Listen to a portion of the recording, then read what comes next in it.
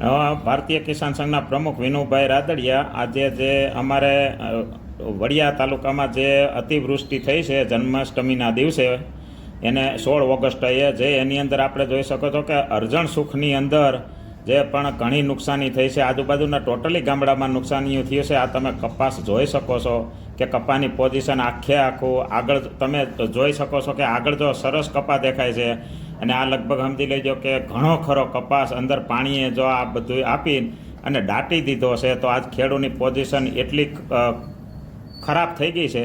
પણ કહેવાનું મારું તાત્પર્ય છે કે બિચારા કોઈ ખેડૂતને એમ થાય છે કે ભાઈ કાંઈ મળે ન મળે એ માટે કોઈ ડિક્લેર નથી કરતા, પણ ખરેખર તો જો મારા વિચાર મુજબ હું એમ કહેવા માગું છું કે ભાઈ ખેડૂતને જેમ બને એમ સરકારશ્રીને જે આપે તે સહાય આપવા મારી વિનંતી છે.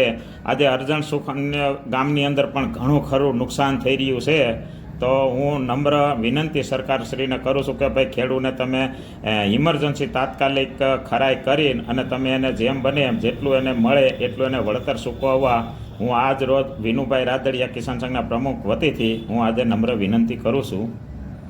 આજ જોઈ શકો છો તમે આ બધા દ્રશ્યો જો કેટલું પાણી ઉપર ફરીને અને કપાસ દાટી દીધો છે.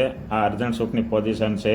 તમે આખો વિડીયો તમે જોવો તો આ ખાડો આપણને દેખાય, ખાડો આપણને વિડીયોની અંદર એકદમ ઓછો દેખાય છે, પણ એ આજે 5-5 ફૂટના ખાડા પાડી દીધા છે અને માટી કાઢીને અને આજે બહુ ઝાઝો કપાસ આ ખેડૂતનો દાટી દીધો છે. તમે જોઈ શકો છો પારા બારા તૂટી ગયા છે. આ પોઝિશનો બહુ ખેડૂતની ખરાબ થઈ ગઈ છે. તો આજે આ થોડુંક સરકારશ્રી ધ્યાન આપવા વિનંતી છે. આમાં આપણે કોઈ ખેડૂત પ્રત્યે કોઈ ઓલું છે કે ભાઈ ખેડૂત હશે, જો ખેડૂત જગતનો તાત છે તો એને માટે મારા વાલા જેમ બને એમ એનો ઉપર થોડુંક આપણે ધ્યાન દઈ કંપનીવાળા કંપનીમાં કમાઈ લેવાના છે લાખો કરોડો રૂપિયા, પણ ખેડૂતનો દીકરો આકાશી રોજી છે એ બિચારો ક્યાં કામમાં જ આવવાનો.